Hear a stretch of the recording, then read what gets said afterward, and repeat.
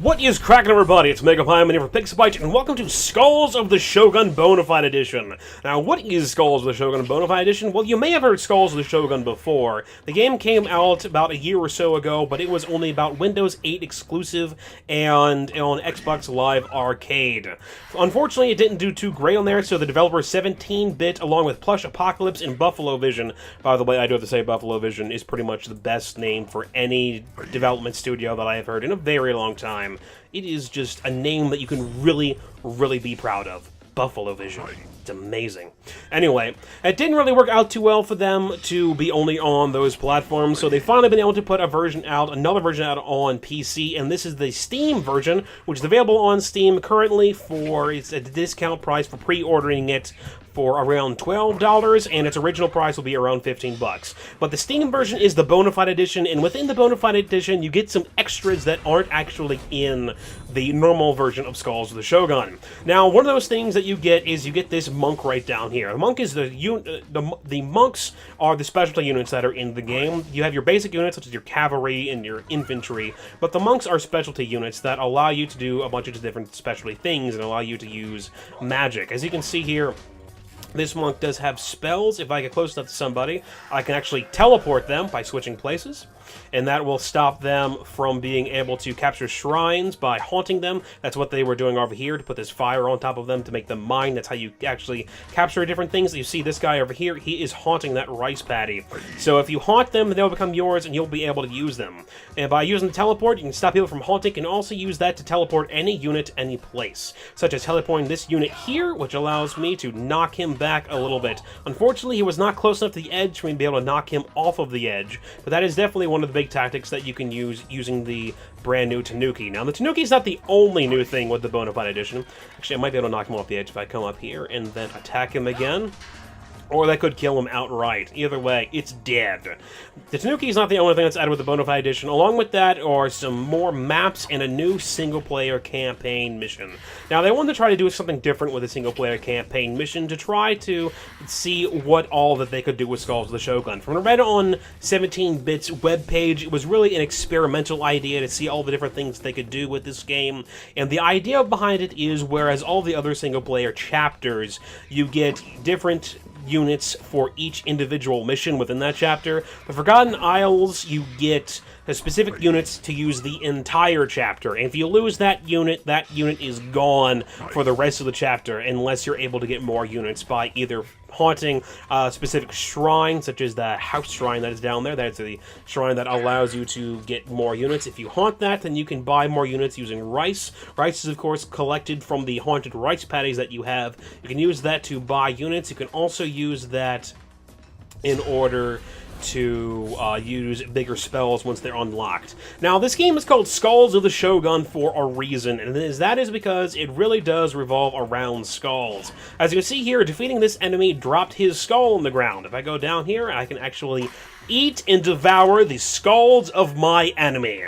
There is nothing that is more satisfying than that, I can tell you. Although you cannot eat the skulls of your own team, since the game says that that is considered disgusting, yet eating the skulls of your enemy, that's not disgusting. That's okay. But eating the ones of your friends, you can't do that. I do really like how the single player is specifically written. Actually, I'm going to go over here and devour this skull, since eating skulls allows you to get some more health for your units. That is the only real way that you can heal your units outside of finding a potion that will be randomly in the environment of the map. And if I remember correctly, there is a potion that actually spawns over here, yes. This particular potion is a red potion that will give a unit that uses it double damage. The green potion is the one that will allow the unit to heal. So I need to move pretty quickly here. I want to try to get rid of this guy's general as quickly as possible, because that is how you win the game. Each round you get 5 actions that are represented by these scrolls.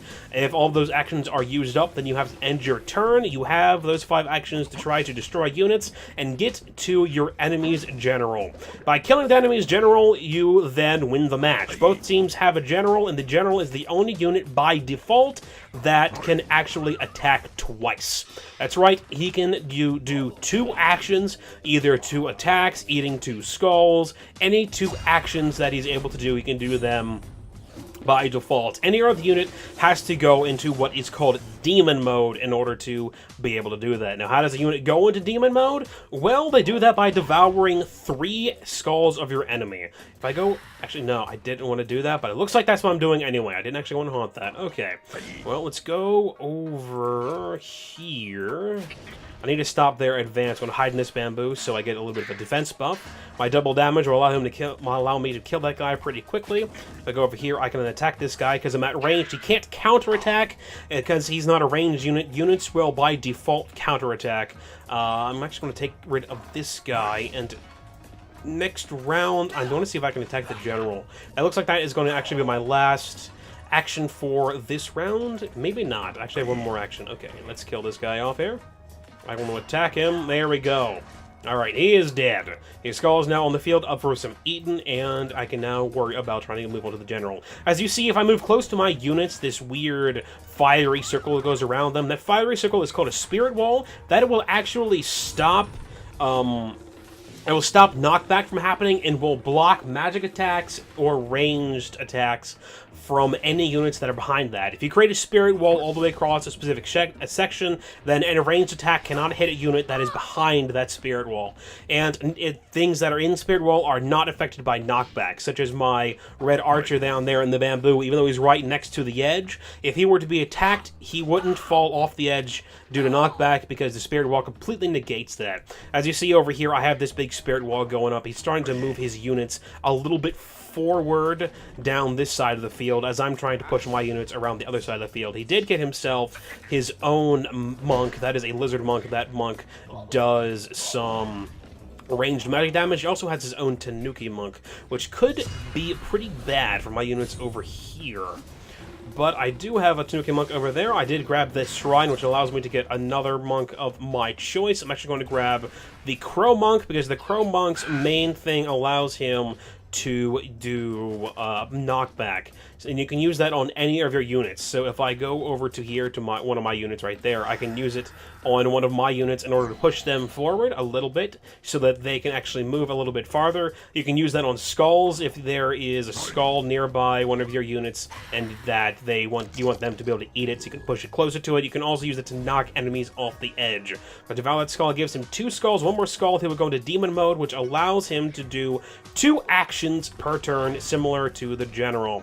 Now what I want to do here is I want to go to the edge, and then I want to see if I can...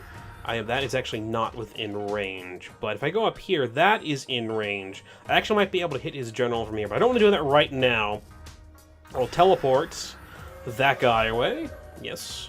And then I will go up here and I will knock him off the edge. Next round, if my Tanuki doesn't die, I will be able to actually teleport his general to the edge and take him out like that. That is pretty much the basic way that I see that these games, or at least for me, that these matches end. Someone knocks somebody else's general off the edge, more than the fact that somebody would actually kill the general. Because knocking them off the edge will instantly kill any unit, be it a general or anything. So that is definitely a very big tactic. As you can see here, this map that we are specifically playing on, this is one of the new maps in the game based on the Forgotten Isles campaign. There are a couple new maps that were added to the Bone-A-Fied Edition. They're only in the Bone-A-Fied Edition because that is the only edition that actually has the Forgotten Isles. He's actually close enough that he can attack my general. Might be in a little bit of a bad spot because of how much range his lizard monk has. But I might actually be able to pull this off. It doesn't look like he's going to be able to use that unit anywhere soon. And it looks like he's focusing mostly on taking my units out right here instead of actually taking my general out. So even though they're really close to my general, if he doesn't... I don't think there's any way I can take him out right now, so I can actually go up and take his general out next turn, which will end up pretty well. But this map is only available in Bone-A-Fied Edition, because Bone-A-Fied Edition is the only edition with the Forgotten Isles. There are a couple maps that are added. There's at least 3 2-player maps. I think there's 2 3-player maps, and at least 1 4-player map that is added to the Bone-A-Fied Edition, which is actually pretty cool. Now, this guy has 2 skulls, so I'm going to go over here and I'm going to eat this 3rd one, which will allow him to go into Demon Mode activated. This now allows him to do 2 actions per turn. As you can see, I have another action. I can actually go up here and attack his general. I'm not going to do that. What I'm going to do is I'm going to be a little cheap jerk. I'm going to go over here next to the magma. I'm going to swap places with his general. Or not? Am I not? Is that not going to work? What? Oh, I did Ice Puddle instead. Dang it. I did my other move. By eating skulls with a monk, that will actually unlock different spells. But they still might work, because that actually increases knockback, distance, and that will knock him off the edge. And that will be it for Skulls of the Shogun. Quick overview of the game. There's a lot more in-depth things that actually involve in Skulls of the Shogun, but that is a very quick overview of the game. I've been Megapieman for Pixabyte. Please do check this game out on Steam. You can pick it up on sale currently for $12 if you pre-order it. That gets you access to the multiplayer beta as well as the first single-player chapter, which is a bit of a basic tutorial. It doesn't go over everything, but it does go over a lot. At the end of the match, you can see all of the stats that you had at the end of the game. While he did have more rice than me, so if he had a summon shrine, he could buy more units. I was able to be a little bit cheap with using the Tanuki's ice ability and knock him off the edge. And the Tanuki is really designed to kind of be a jerk. He can use the ice puddle to get more knockback damage, the teleport to switch areas so that you can use it to knock people off the edge. He also, if you have him to go the demon mode, he can taunt an enemy so that that enemy can only attack Tanukis the next round. So he's an interesting addition to the game. Unfortunately, I was not able to play Skulls of the Shogun before Bonafide Edition, so I don't know if the game was more or less balanced beforehand, but I feel that for the most part the game is pretty balanced now.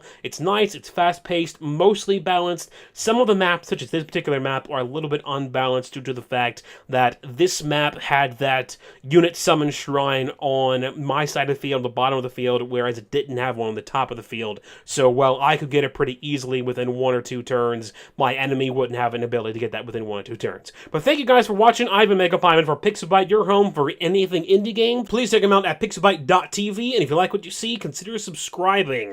That is going to be it, and thank you for watching. I will talk to you guys later.